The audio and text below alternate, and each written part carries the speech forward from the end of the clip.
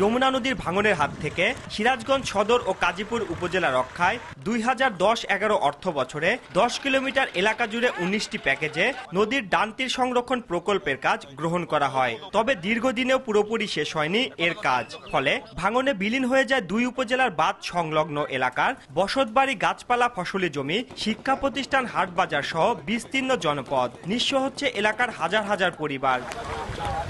এবছর সিরাজগঞ্জ সদর উপজেলার শিমলা এবং কাজীপুর উপজেলার মেঘাই এলাকা নদীর ভাঙন থেকে রক্ষার জন্য দুটি প্যাকেজে চলছে বাঁধ নির্মাণের কাজ। তবে নদীতে পানি চলে আসায় এবং তড়িঘড়ি করে কাজ করায় বাঁধের স্থায়িত্ব নিয়ে জনমনে শঙ্কা দেখা দিয়েছে।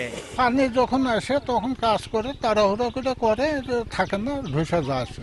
কাজটা আরো একটু আগে শুরু হইলে কাজটা আরো সুস্থ এবং সুন্দর হইতো। কাজটা জানি ভালো হয় বা কাজটা জানি মজবুত থাকে, আমরা জানি টিকতে পারি।